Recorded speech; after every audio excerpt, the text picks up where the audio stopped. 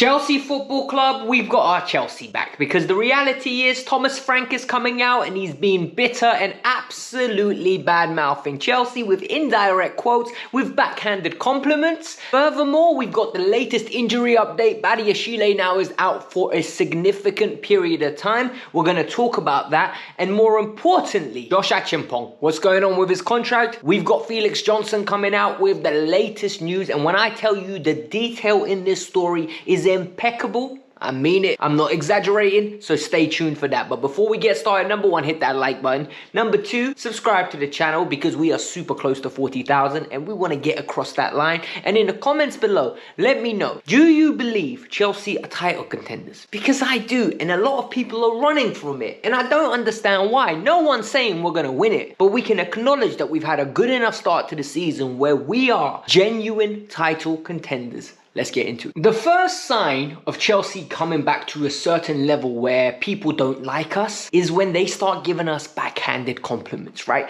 And I spoke about this, and at the end of the video, I'll link it where I say we are title contenders for these reasons. And one of them was Pep and Slot came out and started doing their mind games, and now Thomas Frank is coming out with this bitter conversation. You know them ones where you're really trying to praise us, but indirectly, you're getting at us. And what did he say? He said, the Chelsea players were celebrating a lot. We were in that game and they spent quite a few bucks. And you could see what it meant to them at the end. But we genuinely could have got something out of that game. Firstly, you weren't in that game. For 80 minutes, we cooked your ass. We absolutely annihilated Brentford. No cap. The only difference was we only scored 2 goals instead of the 5-6 we should have scored. Secondly, we've spent a few bucks. What really irritates me with that comment is when everyone was beating us last year under Pochettino, nobody said, oh, you know what? They've spent a few bucks. They should be better. Everyone said they're just a rubbish team. They've just wasted money. Now, all that waste of money is good. Make your mind up. Which one is it? Are we good or are we just wasting money? Because I'm tired of analysis that just fits the narrative. It really frustrates me. Then he said, and this is the part that really annoyed me.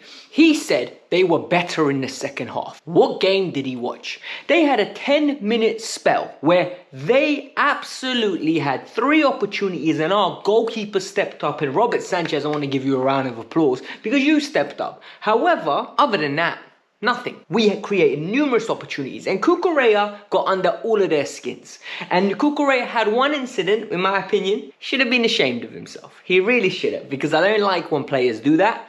But I don't like the way Thomas Frank came out. And he said that he's a top player. He plays very well. However, the way he was acting, I don't like it. And for me, I get it, Thomas. You don't like it, but you don't need to say it. Because Cucurella got sent off at the end of the game, and it was for bad attitude. And for me, I never knew you could get a red card for bad attitude. Luckily, it's a second yellow card, so he misses 1 game rather than the 3. It was at the end of the game. Enzo Maresca was asked about this, and Enzo Maresca shut it down. He just said, look, I don't need to comment about this. My player, Cucurella, played very well. On and off the ball, he was top. Genuinely, he was top. And for me, this is good news, the fact that he's only banned for 1 game. Enzo Maresca also went as far as saying the disciplinary issue needs to sort itself out because we are going to cost ourselves points. And this is one of the reasons he doesn't believe we are title contenders.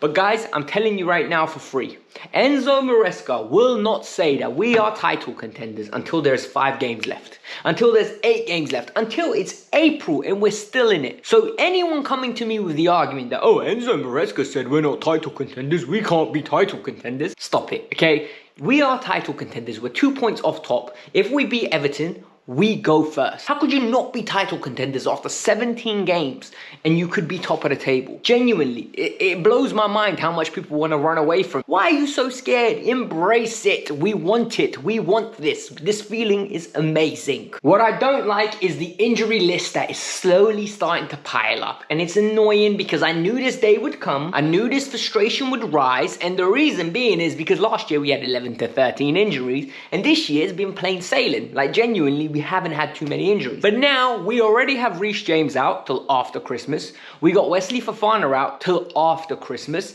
And now Benoit Badiashile has joined that list and he looks set to be sidelined till after Christmas. This is coming from Simon Johnston. He has picked picked up an injury in training. We don't know what the status of that injury is, nor which part of the body the injury is on. But what we know is he's going to be out. So what does this mean? It means that at this moment in time, we have got 3 options for right back and centre back for cover. Number 1 being Josh Acheampong. Number 2 being Axel Disasi, and number 3 being Tosin Adarabioyo. Other than that, we got Renato Vega for left back, we got Cucurella for left back, Levi Colwill, who can't play every single game of every single minute, and at right back we got Malo Gusto. Anything happens to Gusto, I swear I'm going to be panicking, because we are really starting to get hit in injuries in one specific place. First choice right back, centre back out. Second choice cover of centre back out. And now we're down to Tosin, Disasi and Josh Acheampong. It's frustrating, it's scary, but it is what it is. Furthermore, we've got some good news, and the good news is Felix and Lavia are expected to return for Everton. Both players had minor knocks. Lavia once again a hamstring. That's why he got taken off against Spurs, and they're expected to return. Joao Felix, we don't know what he has, but he is expected to return. He was at the game yesterday alongside Pedro Neto, who was suspended and will return as well. So all in all, those 3 players will raise the bench quality or even the starting quality of the team. That's the good news.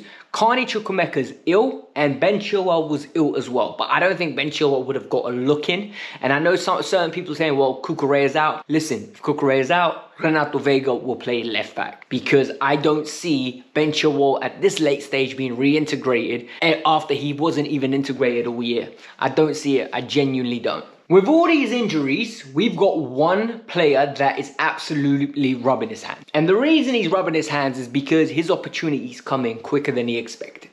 He was asking, where's the pathway? What's the pathway? How am I going to get an opportunity, Gaffer? And the reality is Josh Acheampong had to be patient, because when you have Reece James or Wesley Fofana in front of you, probability says you're going to get an opportunity because they're going to have some time out of the squad. Plus, you're 17 years old. How many 17, 18-year-olds are playing consistently for sides that are competing for the league? Because we are title contenders. But people are going to deny it, people aren't going to like it, and the reality is what has happened with his contract has really clouded the aura around this player. Most people really like the player. Most people are saying he's a bit selfish, sell it. What's happened? Felix Johnston is a journalist that basically is super credible when it comes to youth team football. He clearly has a source, he clearly knows the players, and his detail is actually phenomenal. What he said was Enzo Maresca was brought into negotiations with the directors and Josh Acheampong's camp. He was there, he explained how he believes the player could be spectacular in his system. He also believes that in the long term, the player could become a great centre-back at our right centre-back role for Chelsea Football Club, and he's a perfect fit. They went on to talk about the fact that Josh never wanted to leave. Josh always wanted a pathway. What he wanted to know is how we're going to get me out of that youth team into that first team. This is what Felix Johnston is reporting. Furthermore, he's saying now both sides of the camp are much more open to a loan. Chelsea believe first team minutes are integral in his development, whether it's here or whether it's going somewhere else. For me, that's just common sense. I don't understand why Josh's camp are so prone against first team football. Levi Colwill went away to Huddersfield, went away to Brighton, came in and is absolutely $100 million in this Chelsea team right now. Reece James went away to Wigan, came back, broke into the team. You have got Andre Santos now, gone away now to Nottingham Forest, didn't work out, went to Strasbourg, he's the captain of Strasbourg every now and then, and all of a sudden, he will be coming back and breaking into the team. So why would you not want to go and play and just develop? I don't understand this desire that players have. Oh, I'm too big to go on loan. Broski, go on loan. Put yourself in the market. If Chelsea don't want you, someone else will pay you. And more importantly, you will develop. And for me, that is pivotal. What is also interesting is Bayern Munich aren't giving up. They are super interested. They are giving him a huge offer. But the player's desire is to stay at Chelsea. And Chelsea are not willing to negotiate with Bayern Munich under no circumstances unless it looks like the player's not signed a new contract and wants to go. So for me, this is a good situation for Chelsea. This is a great situation for Josh Acheampong because your competition is Tosin and Disasi. And the reality is, he will play against Shamrock Rovers, and when he plays against Shamrock Rovers, he needs to display the level of confidence he did the other day against Astana. Because if he does that, then he puts another seed into Enzo Maresca's head and says, look, broski, I want to play. I am good enough. I haven't let you down. Give me an opportunity. And hopefully he gets that opportunity in the Premier League and doesn't let him down. But this is progress. 17-year-olds playing for Chelsea is not a regular occurrence. You have to be very special. This was the Kavkas View. I hope you lot enjoyed it. Hit the like button. Here I got two videos for you. Number one, the review of the game against Brentford, the good, the bad, and the downright ugly. And down here, I'm explaining to you lot why you need to grow up and accept that we're in a title race. Go check it out. Peace out. I'm out. Have a nice day.